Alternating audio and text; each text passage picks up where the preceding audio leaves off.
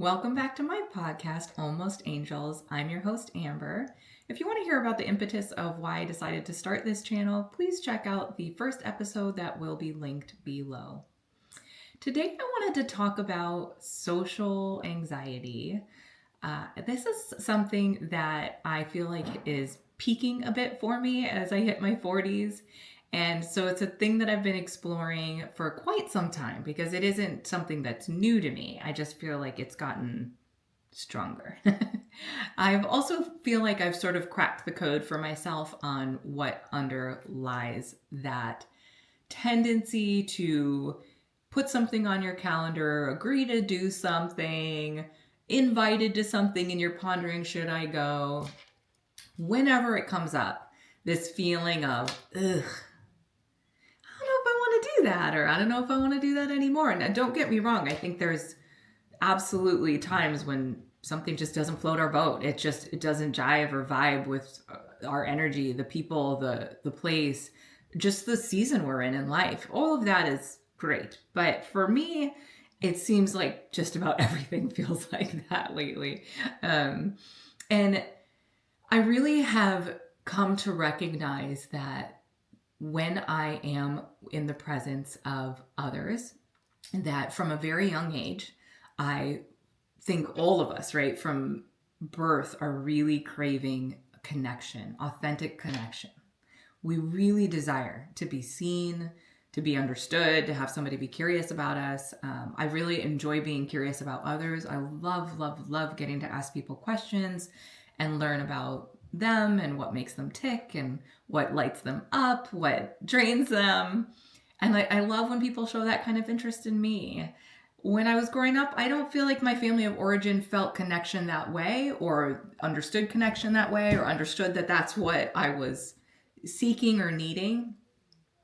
In my little girl brain, my next best thing I felt like was, instead of connection, was attention.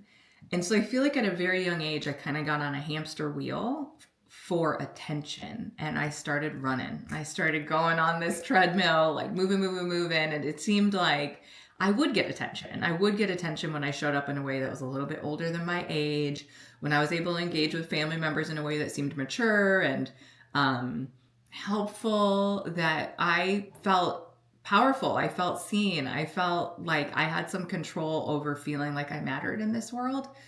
And it always left me feeling a little drained, right? And then that would get old. I wouldn't get attention for that thing for very long. So I'd have to run faster and faster. And, fast forward to an adult who's sort of recognized that I've been stuck for a very long time on this treadmill or this hamster wheel of sorts, running, trying to hope that somebody will see me and connect with me. And the more I ran, the less connected I felt, and the more drained that I felt, and the more I felt like no matter what I do, it's never going to be enough. They're never going to see me. And there's validity to that. There's truth to that, because me is not that person running on the treadmill.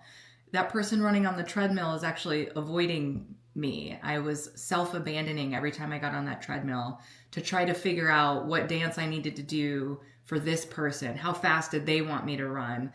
What tricks did I need to do? What hoops do I need to jump through for them to see me, for them to need me, for them to be grateful for me? But me isn't really in there, right? It's a reflection of my perception of what I think they're looking for. Most of the time, I'm probably not even right in guessing what I think this person wants of me. So there's a futility to it all around. So really of late, I've been recognizing that social anxiety that I feel when I think about being with people is often a result of I'm envisioning spending time in that scenario with those people at that party, devoid of connection. And that feels very anxiety provoking to me at this point, because it feels like a full energy drain. And I feel like on a level, I'm becoming aware of that I'm going to self-abandon to fit in potentially. And so I feel not seen and more lonely. And so I put all this energy out, and at the end I leave feeling even worse.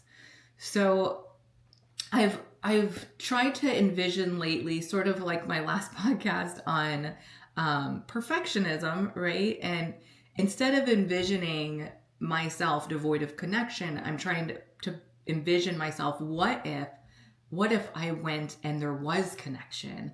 Does that light me up? Does that sound exciting? Does that move me to want to do this if I can envision that? Because if I can embody the idea of being connected when I go, I've discovered that I first need to connect to myself. And that was a huge step that I was missing. I think when we're very little, we can't.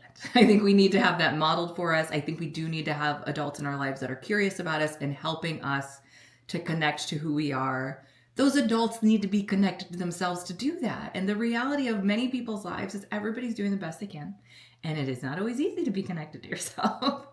But as an adult, we can own that. We can own that we need to feel connected within ourselves for anybody to even have the possibility to connect to us. If we got on that treadmill trying to be what we think someone else needs us to be, they're not going to be able to feel connected to us. Their back is at us and they're running towards some invisible thing they made up that they think we want. Really what's needed is to get off the treadmill, get off the hamster wheel, sit down and be, right? Be human beings and not human doings. Learning to be present and to prioritize presence over performance. And it takes work. I think it takes work alone, right? One of the analogies that I gave my son was imagining everybody walking around like our phones, if we all had batteries that you could see. And if he could see his own battery and what his battery looks like when it's charged, when it's at like 95%, what does he feel like in his body? What types of things would people be seeing of him? And I asked him if he could think about other people in the house and what their batteries might look like when they start to get on like low, and what do you think mommy looks like when she's at only 10%? And he was able to really articulate those types of things. And I think if we can at least just start with ourselves and ask ourselves, what is my battery like when it's full? What is my battery like when it's low? And if we go into a social situation with our battery already low, hoping that other people will sort of fill that bucket for us and trying to charge other people's batteries for them and hoping that fills our battery, it tends to be really futile, I have found personally. So I'm trying to spend time with myself, doing things that bring my percentage up, that charge my battery. Some of those things for me are being out in nature, making sure I'm hydrated, that I'm eating whole foods, that I've had time to journal and really allow emotions to come up that might be affecting me that week. Some things I've found that really drain my battery is not getting enough sleep, not eating good food. Being in very noisy, crowded environments can really drain me very quickly. So when I know that I'm going into situations where that might happen, like a camping trip with my kids where I'm not going to get much sleep, I might need to couple that with some of those energy-giving things, spending time alone, napping under a tree while we're camping to try to recharge my battery. And in doing so, I'm able to envision that I'm walking into social situations with my battery already full. My connection is there because I connected with myself. When that happens, I'm able to authentically and genuinely walk into social situations knowing that no matter what happens around me, like there's connection there because I'm connected to me, and I can experience the people around me from a grounded state of connectedness to self, and not feeling like, oh, I need to go get on this treadmill and run and abandon myself.